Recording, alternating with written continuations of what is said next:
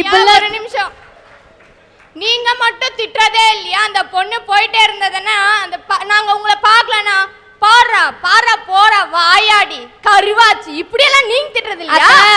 நாங்க உங்களை திட்டா நீங்க ஒரு டைம் இல்ல ஒரு டைம் செருப்பு கால் அடிச்சிரீங்க. எந்த ஒரு பையனாச்சு பொண்ணு திட்டானிட்டு ஷூவா கால் அடிக்கிறாங்கக்கா.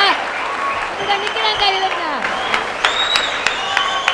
ஐயா ஒரு நிமிஷம், நீ சொல்றியே நீங்க லவ் வந்து சொல்லும்போது நான் உன்னை லவ் பண்ண மாட்டேன்னு சொல்லும்போது உன் மூஞ்சில ஆசிட் ஊத்துறேன்னு சொல்ற, அதே எந்த ஒரு பொண்ணு அது உன் மூஞ்சில ஆசிட் ஊத்துறேன்னு சொல்லிருக்காளடா? பொண்ணுங்க என்ன தெரியுமா நினைக்கிறாங்க, நம்ம பின்னாடி இந்த பையன் சுத்தி சுத்தி அவ மூஞ்சி வெந்து போயிடுது, எதுக்கு இந்த மூஞ்சில இன்னொரு வாட்டி ஆசிட ஊத்துறதுன்னு நினைக்கிறாங்க. ஐயா பசங்க பொண்ணுங்களை கிண்டல் பண்றது இயல்பு, ஏன் இயற்கை குணம் கூட சொல்லலாம். பசங்களோட மானன்றது வீட்டுக்குள்ளார இருந்து வெளியில போற மாதிரி, பொண்ணுங்களோட மானம் எப்படி தெரியுமா, வீதியில போறவன் வீட்டுக்குள்ளார ரத்தத்தை போற மாதிரி. சமுதாயம் எப்படி தெரியுமா இருந்துச்சு, பசங்க பொண்ணுங்களை கிண்டல் பண்ற காலம் போய் பொண்ணுங்க பசங்க கிண்டல் பண்ற காலம் வந்துருச்சு. மகாலட்சுமி சொல்ற காலம் போய் மாடன் கேள் சொல்ற காலம் வந்துருச்சியா? ஐயா ஒரு நிமிஷம் தம்பி, இந்தியா நாளுக்கு நாள் முன்னேற முன்னேற எங்களை மாதிரி இளம் பெண்களும் முன்னேறத்தான்ப்பா செய்வாங்க. அக்கா முன்னேறுங்க, வேணாம் சொல்ல. பசங்க கண்ணுல மண்ணெல்லி போட்டு ஏன்க்கா முன்னேறீங்க?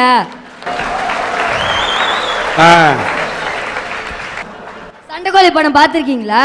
சொல்லு சொல்லு. மீரா ஜாஸ்மின் அதுல காலேஜ் போறன்ற பேர்ல சினிமா தியேட்டருக்கு போனாங்களா? அமைதியா இருக்க வேண்டியது தானே, படத்தை பார்க்க வேண்டியது தானே.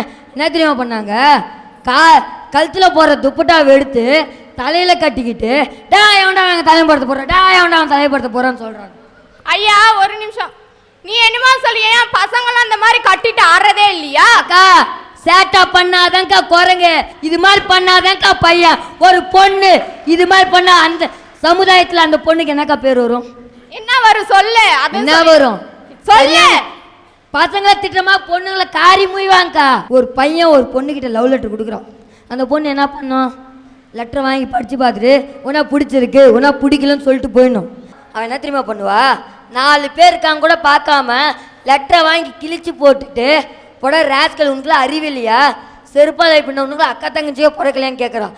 நான் கேட்குறேன், இதே எந்த ஒரு பையனாச்சு பொண்ணு லவ் சொல்றான்ட்டு 4 பேர் முன்னாடி அடிச்சு உனக்குலாம் அண்ணன் தங்கச்சியோ பிறக்கலையே எவன் எவன் எவன் ஒருத்தனாச்சு கேட்குறான். நிற்கிறான் இல்லைங்க. நீ என்னமோ சொல்றியே, அதே நாங்க பொண்ணுங்க காதலுக்கு ஹாய் சொன்னா உலக அழகி, காதலுக்கு பாய் சொன்னா உள்ளூர் கிளவி என்னடே, எங்களை பார்த்தா உனக்கு கிளவியா இருக்கா? அக்கா காஞ்சி ஃபிஷ் காஞ்சி போனா கருவாடு, ஃபிகரை நம்பி போனா திருவாடுக்கா. ஏய் நீ ரொம்ப பேசுற, திரும்ப திரும்ப பேசுற. நாய் கடிச்சா நடுவுடு, நான் கடிச்சுன்னு வச்சுக்க மவனே நேரா சுடுகாடு தான். தாத்தா எல்லாரும் அங்கதான் தாத்தா போனோம், எதுக்கு தாத்தா அதுக்குள்ள அவசரப்படுற, உக்காரு தாத்தா. ஐயா ஒரு பொண்ணு பஸ் ஸ்டாண்ட்ல நிக்கிறா, திரிஷா மாதிரியே இருக்கா. எங்க அம்மா இளைஞர்களை ஏன் தெரியுமா திரிஷா பிடிக்கும், திரிஷாவோட சின்ன கண்ணு பட்டக்கு பட்டக்கு பட்டக்கு நடிக்கும் போது எங்களோட மனசு கடக்கு கடக்கு கடக்கு நடிக்குயா. உன்ன மாதிரி பசங்களை பெத்த அப்பா அம்மா வயிறு பக்கு பக்குன்னு அடிக்குதுடா. நீ இப்படி பேசுறதெல்லாம் பார்க்கக்குள்ள. உங்க அப்பா என்ன பண்றாரு? அப்பா பார்பர் ஷாப் கடை வச்சிருக்காருயா, பார்பர் ஷாப் கடை வச்சிருக்காருயா. நான் அப்பா இப்பெல்லாம் கஷ்டப்படுறாரு நிறுத்தையா, கிளாஸ்ல இதுவரை ஃபர்ஸ்ட் ரேங்க் எடுத்துட்டு இருக்கையா. அது மட்டும் இல்லையா, ஸ்போர்ட்ஸ்லயும் சேர்ந்துருக்க, 40 சர்டிஃபிகேட் வாங்கியிருக்கையா. ஐயா இந்த மெடல் உங்க கையில போடுங்க. அந்த மெடலை நீ வாங்கினதை விட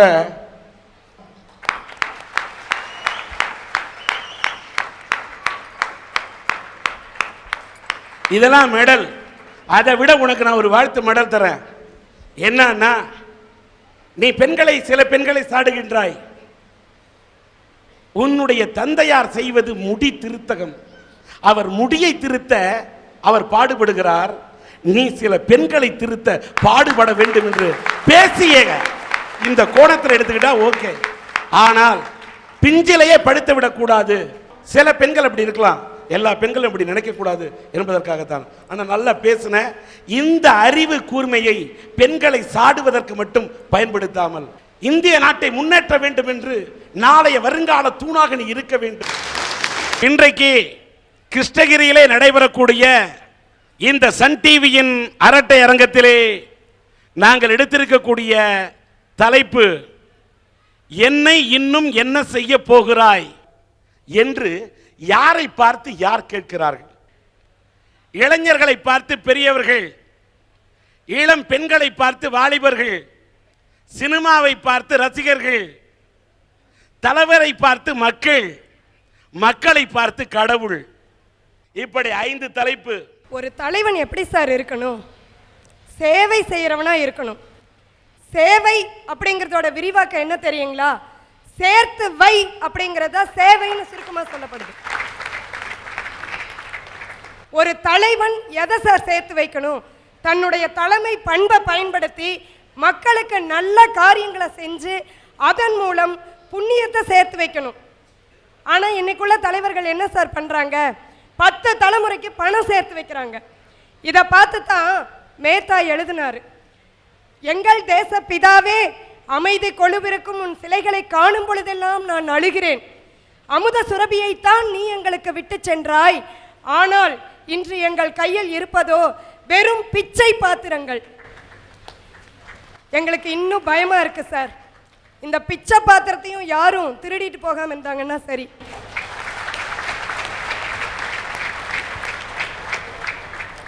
ஏன்னா எங்களால் மனிதர்களை மந்திரிகளாக்க முடிந்தது, எங்களால் மனிதர்களை மந்திரிகளாக்க முடிந்தது, ஆனால் மந்திரிகளை மீண்டும் மனிதர்களாக்க முடியவில்லை.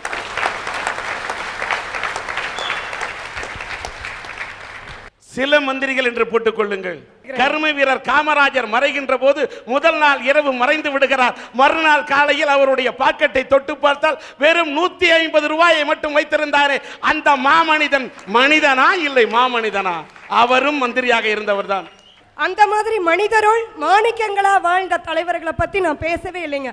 அவங்களுக்கு ரொம்ப சிறந்தாழ்த்தி வணங்கிக்கிறேன். இந்த மாதிரி பெரும்பான்மையான தலைவர்கள் இருக்காங்க இல்லைங்களா, அவங்க இன்னும் எங்களுக்கு என்ன செய்ய போறாங்க அப்படின்னு கேட்க வந்திருக்காங்க.